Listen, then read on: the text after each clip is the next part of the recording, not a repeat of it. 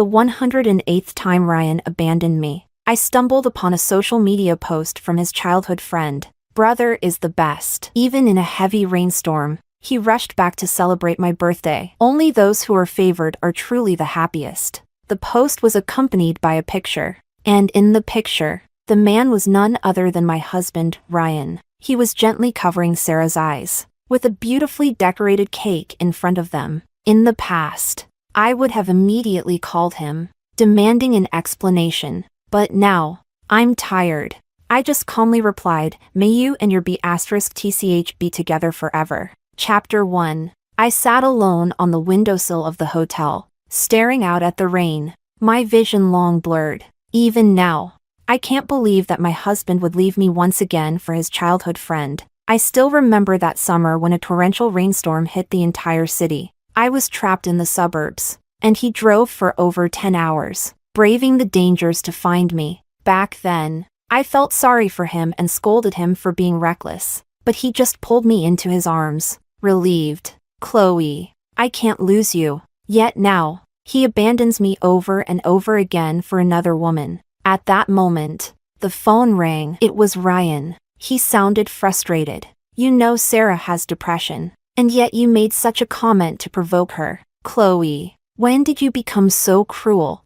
I said nothing and hung up. Then came a message. "Today is Sarah's birthday. If I'm not there, she might do something drastic. I left in a hurry and didn't have time to tell you. Stop making a fuss." I suddenly found it ridiculous. Every time Ryan and I were together, Sarah's depression would mysteriously return. The lies were so obvious, yet he believed them without question. When we were dating, I didn't even know Sarah existed. It wasn't until our wedding day that a girl, with a knife to her throat, asked Ryan why he wasn't marrying her. That's when I learned he had a childhood friend, Chloe.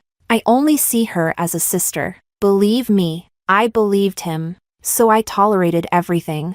But slowly, I realized something was wrong. Her depression only seemed to flare up when I was around. I tried telling Ryan, but not only did he not believe me, he accused me of lacking compassion. After countless disappointments and being abandoned time and time again, I was tired. The man I had chased since our school days was finally out of my reach. Chapter 2. After the rain stopped, my mom came to pick me up. Seeing how disheveled I looked, she pulled me into her arms. "Heartbroken, sweetheart. Don't let yourself suffer like this anymore. Come home, and I'll take care of you." The bitterness in my heart overflowed, and I buried my face in her arms, sobbing uncontrollably. In truth, my mom never supported my marriage to Ryan. She thought Ryan was arrogant and not a good match for me. It was my own stubbornness, even threatening my life, that made her relent. Now, I deserve this ending. I sent Ryan a message. "Let's find a time to talk." He didn't reply to me until the next day when he called. "Sarah is in a really bad mood. I stayed up all night taking care of her without any sleep. Can you be understanding and stop making a fuss?" I couldn't help but let out a cold laugh. "I've already made room for you too. Isn't that considerate enough? You might as well bring her home and take care of her wholeheartedly." He immediately flew into a rage. "Chloe, you've grown bold, threatening me by running away from home. If you have the guts, don't ever come back." My heart was already as calm as still water. I replied coldly, "Fine. There's nothing left between us. What's the point of going back?" He was stunned for a moment, not expecting me to be so firm, so he softened his tone. "I'll come pick you up tonight after I'm done, okay?" He's always like this, thinking that if he throws me some scraps, I should gratefully accept them. I know he's waiting for me to apologize, waiting for me to admit I'm petty, waiting for me to reflect on my mistakes. But I didn't reply at all. After hanging up, I added him and Sarah to my blacklist. Watching my mom busying herself in the kitchen, my nose suddenly tingled. After my father passed away, she used her frail shoulders to support our family. I grew up pampered by her love, never lifting a finger for household chores. But since marrying Ryan, worrying about his stomach problems, I learned to cook. Dish after dish got burnt, and scars piled up on my hands. Now I can cook very well, but he rarely has time to sit down and have a proper meal with me. Most of those scars have faded now, just like his love for me, gradually thinning. All these years, for a man, I stubbornly sought his favor, but ended up covered in wounds, even caused my mom to worry about me. What's so good about him that made me give up everything? Chapter 3. My mom saw me hang up the phone and cautiously asked, "Honey, are you really not planning to go back?" I smiled at her. "Mom, I'm tired. I don't want to live just for him anymore." Her eyes reddened instantly, and she hugged me tightly. "He's the blind one. Our girl is the best." That night, Ryan didn't come. Instead, he called from another number. "Sarah's depression has worsened. I can't leave. You should take a taxi back yourself." I even found it laughable. "She's sick but doesn't see a doctor. Instead, she looks for a married man. Is a married man her special medicine? I told you there's no need to pick me up. Just focus on taking care of her." He suddenly became angry out of embarrassment. "Sarah is just my sister. Why are you always being so paranoid? If you don't want to come back, then stay out for a few more days and cool off." I didn't listen any further and hung up directly. Before long, Sarah sent me a friend request. "Sis, I'm sorry. Brother Ryan is just worried about me. Please don't be mad at him, or I'll feel very guilty." I replied calmly, "I'm not angry. Ryan told me he only sees you as a sister. How could I be angry with my sister?" Her message came quickly. "It's good that you're not angry. Brother Ryan is really something. Always leaving you because of me. In the future, I'll put in a good word for you." What a top-grade pretentious coquette. Chapter 4. I hadn't planned on going back, but then I remembered I had an important document at the house. When I opened the door, I saw Ryan and Sarah sitting on my newly bought couch, looking very close. Sarah was peeling a grape and feeding it to his mouth. The expressions on their faces were quite something when they saw me return unexpectedly. Sarah looked displeased, while Ryan seemed a bit awkward as he stood up and walked over. "I thought you wouldn't be coming back anytime soon, so I brought Sarah home."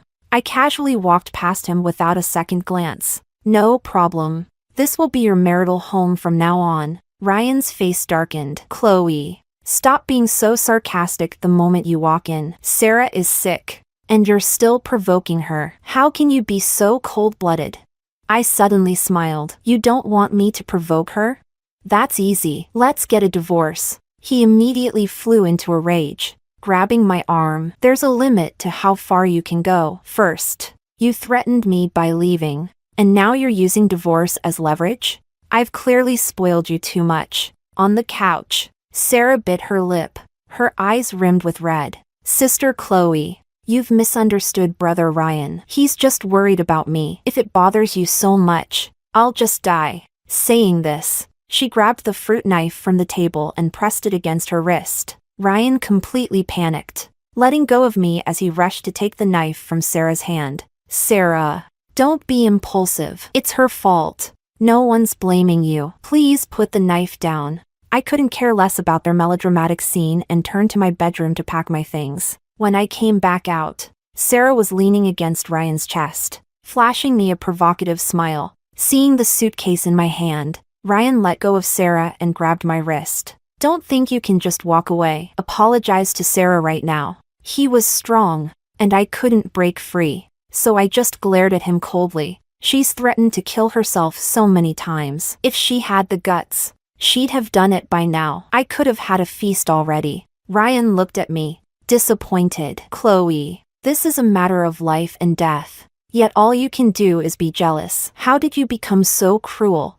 I laughed out of anger, then stomped hard on his foot. He yelped in pain and let go of me. Without hesitation, I raised my hand and slapped him hard across the face. "If you want to talk about cruelty, that would be you. You gave Sarah false hope, then turned around and married me. You're the one who's been tangled up with her during our marriage, making two women suffer for you. Do you enjoy that kind of treatment?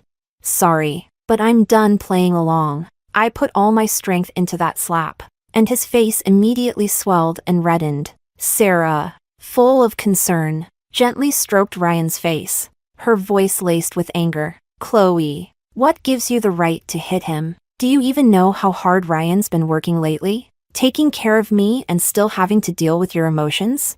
Can't you be more understanding toward him? I couldn't help but mock her. Everyone's asking me to be understanding. How should I be more understanding? By handing over my husband to you? Is that considerate enough? Sure. Take him. I don't want this trash anymore. You can pick it up. Tears instantly welled up in Sarah's eyes, and she looked aggrieved. You're being too cruel. You just want me dead.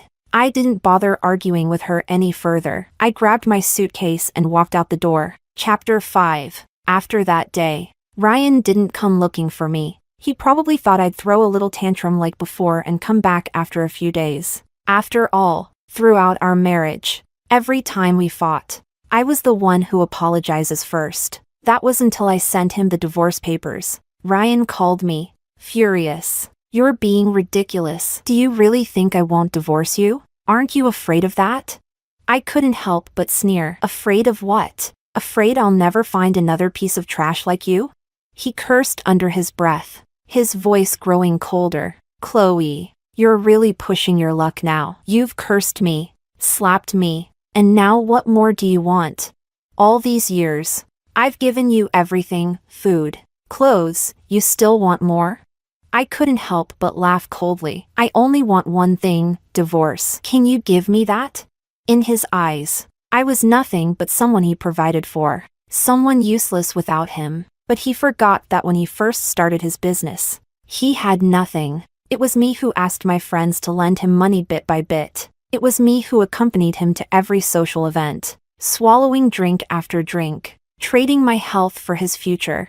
And in the process, I lost our baby. Back then, he cried and promised me he'd take care of me for the rest of my life. But now, only 5 years later, everything has changed. He hung up the phone, and moments later, I received a message from him. If you don't want to make a scene in front of my mom, get down here now. Ever since his company grew bigger, his attitude towards me became more impatient. Every word he said to me felt like a command, as if I were not his wife, but his subordinate. I picked up my phone and went downstairs. He drove quickly, heading straight to a restaurant by the seaside. You've been talking about coming here for a while, so today I brought you to try it, he said. This place was very popular, and I had mentioned countless times that I wanted him to take me here. But every time, something came up, and 9 times out of 10, it was about Sarah. Back then, I had argued with him about it,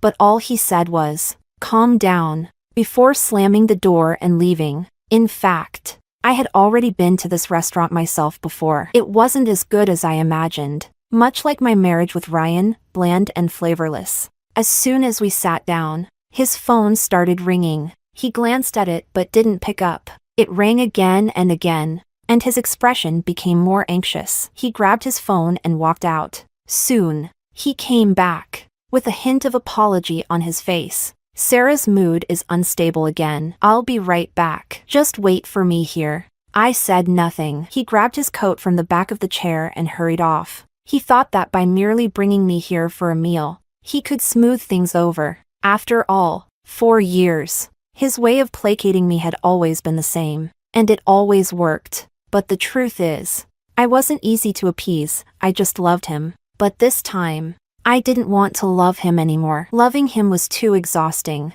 When I got home, a notification popped up on my phone. It was a photo of Sarah, lying happily on a man's back. I recognized the man instantly. It was Ryan. I still remember the first time I saw Ryan. He gave me this exact same view of his back. At that time, I was attending an event off campus and had twisted my ankle. He crouched down in front of me and carried me to the school infirmary just like that. The sunlight fell on the side of his face, and in that moment, I couldn't help but fall for him. After we started dating, every time I pouted or acted spoiled, he would lovingly tap my nose. Then he'd bend down and say, "Hop on, my little princess." Those beautiful moments feel like they were just yesterday, but now someone else has taken my place on his back. I really don't understand how someone who once loved me so much could change so quickly. Chapter 6. Half asleep, I was woken up by the sound of my phone ringing. It was Ryan, on the other end. His voice was cold. "Didn't we agree you'd wait for me? Where are you?" I suddenly felt like laughing. How had I never noticed how self-centered he was before? I've waited long enough. I don't want to wait anymore. Then I hung up and turned off my phone. For so many years, I've been waiting for him to marry me, waiting for him to come home, waiting for him to make time for me. In the past, I would stubbornly keep waiting, but now, I don't want to wait even one more second. I didn't expect Sarah to come looking for me alone. Chloe, you've really misunderstood Ryan. He's just worried about my health. Why do you have to be so petty? I let out a cold laugh and tore through her pretense. Why bother pretending? Don't you know whether you're sick or not? She smiled, bright and proud. Chloe, aren't you being stupid? But what do you have to compete with me? Look at yourself now. How can you even compare to me? She didn't need to say it, I already knew. I was disheveled, and compared to her, all dressed up and glamorous, there was no comparison. I didn't bother responding and tried to walk past her, ready to leave, but she grabbed my hand, her gaze turning vicious. Ryan and I have been childhood sweethearts for over 20 years. If it weren't for you, he would never have left me. So, Chloe, you're the one who's forcing me. The next second, she threw herself down the stairs. At that moment, Ryan appeared. He rushed over and scooped Sarah into his arms, gently comforting her. Sarah, where did you hurt yourself? Does it hurt? Do you need to go to the hospital? Tears welled up in Sarah's eyes. Ryan, don't blame Chloe. It's my fault for upsetting her. It's only right that she scolds me. Ryan's face was filled with fury as he slapped me across the face. Chloe, I thought you were just being a little stubborn. I never thought you could be this cruel. He held Sarah in his arms and quickly left. I thought we could part on good terms, but it seems we can't. Chapter 7. I began contacting lawyers, deciding to file for divorce. On the day of the hearing, I didn't see Ryan. Instead, I ran into his mother. The moment she saw me, Ryan's mother pointed at me and started shouting, Chloe, you've really got some nerve. Daring to sue my son. Fine, you want a divorce, but don't think for a second you'll get a penny from my family. Ryan's mother never liked me from the start. She looked down on me for being from a single-parent family and had always found faults in me throughout our marriage. For Ryan's sake, I kept tolerating her, thinking that if I treated her well, she would eventually accept me. But slowly, I realized that people's prejudices don't change. The more I tried to please her, the more she took advantage of me. When I bought her things out of kindness, she accused me of wasting her son's money. If I dared to retort that the money was my own, she'd run to Ryan to complain, saying I was disrespecting her. At first, Ryan would defend me, arguing on my behalf. But as time went on, he took his frustration out on me. He started blaming me for not handling these small issues and distracting him with my complaints. After that, I stopped complaining to Ryan. Standing before me now, Ryan's mother continued her tirade. My son Ryan is handsome, talented, there are so many girls lined up waiting for him. Getting rid of you is exactly what I wanted. I couldn't help but laugh angrily. I stepped forward and said, if you think your son is so great, you should find him a few more wives. That way, you'll have more daughters-in-law to boss around, right? As for me, don't bother worrying about me. After all, your son is nothing more than trash I've thrown away. Her face immediately twisted in rage. I told Ryan he shouldn't marry a girl from a single-parent family. He never listened. A family without a father or mother, what kind of person could they raise? Our Ryan is just too kind-hearted. That's why he was fooled by a woman like you. I didn't bother responding. I turned and walked toward the courthouse. In court, Ryan insisted on not divorcing me, until I presented the intimate photos Sarah had sent over the years. There were photos of her pouting and kissing his cheek, clinging to him, and even one of Ryan holding Sarah while shirtless. These images had once caused me sleepless nights, but now, as I looked at them, I felt nothing. Ryan wasn't unaware of Sarah's manipulations. He simply used it to his advantage, lingering between two women, enjoying my care while basking in Sarah's admiration. The court ultimately granted our divorce and ordered the division of marital assets in accordance with the law. After the trial, I was discussing with my lawyer where to go to celebrate when Ryan suddenly grabbed my arm and pulled me aside. Chloe, are you satisfied now? I'd like to see how you're going to live without me. Ryan sneered. In his eyes, I was nothing more than a pampered housewife, with a life that revolved solely around him. But he forgot, I used to be an excellent fashion designer. He was the one who said he wanted a strong supporter. So, I resolutely quit my job to become a housewife. For the past few years, I have been busy pleasing my mother-in-law, taking care of Ryan, who left early and came home late, sometimes so busy that I forgot about myself. When Sarah began appearing more frequently in our lives, I knew Ryan had changed. His affection for Sarah was no longer the same brotherly care he once had. He would let Sarah drink from his glass, tolerate her teasing and hugs, and remember every special occasion for her. But when it came to me, it was just thoughtless gifts, always the things Sarah didn't want, and even our wedding anniversary had to be repeatedly reminded before he would remember. This one-sided effort to maintain our relationship had become too exhausting, and it was time to finally end it. I struggled out of his grasp and slapped him hard across the face. How I live from now on has nothing to do with you. That slap was long overdue. You know me, I always repay what's owed. With that, I turned and walked away, not bothering to look back. Chapter 8. After the divorce, my best friend and I opened a fashion store together, and business was booming. But then, a video suddenly surfaced online. It was Sarah, broadcasting on a live streaming platform, accusing me of stealing her boyfriend and pushing her down the stairs. For a time, the internet was filled with heated discussions, and some viewers, digging into her previous videos, managed to find my personal information. My social media accounts were immediately flooded with attacks. Rot in hell. You be *TCH. This woman is evil. Knowing the other girl had depression, she still kept provoking her. Not only did she steal her boyfriend, but she tried to murder her. She deserves to be locked up for years. The store's business suffered greatly, and many people who didn't know the truth even sent funeral wreaths to my house and shop. Enraged, I called Ryan. Can you control your dog and stop her from attacking me? Or don't blame me if I fight back. Ryan was silent for a while and then simply said, I really didn't know about this. After hanging up, I calmly compiled the full timeline of my relationship with Ryan and Sarah, laying out all the details. I also uploaded the surveillance footage from the stairwell. Soon, the tide of public opinion turned against Sarah. All I'm getting is that pretentious vibe. This girl must have been drinking too much green tea. She tried to be a mistress, failed, then turned around and framed someone else, using depression as a cover. Absolutely despicable. Trashy guy and trashy girl. A perfect match. Luckily, the blogger got out fast. Before long, Sarah was detained for defamation. Ryan came to see me, looking much more worn out than before. He immediately tried to grab my hand, but I pulled away. Chloe, I'm sorry. I misunderstood you. There had been too many misunderstandings over the years. But now, I don't care anymore. His face fell. Chloe, is there still a chance for us?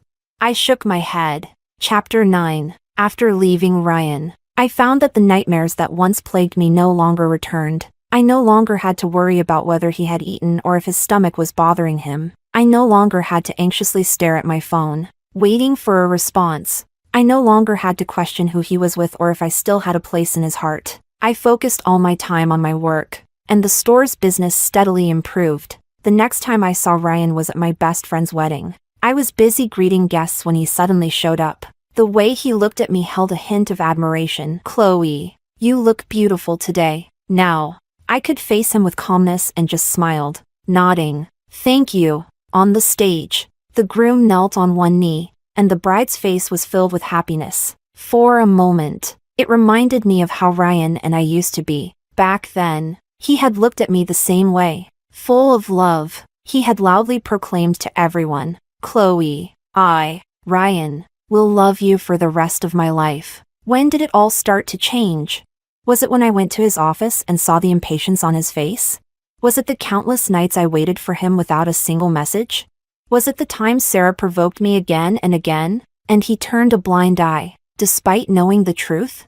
Applause thundered through the hall, pulling me back to reality. When I looked at Ryan, he was already staring at me. I quickly looked away. After the ceremony, my best friend came over with a man and introduced him. Chloe. This is my husband's friend. He's in the fashion business too. You two should chat sometime. She winked at me, and I understood her intention. Smiling as I agreed. The man in front of me was quite the gentleman. He extended his long fingers and gently clasped mine. Nice to meet you. My name is Leo. Just then, Ryan appeared out of nowhere, grabbing my wrist and pulling me aside. Chloe, we just got divorced, and you're already rushing to find someone else?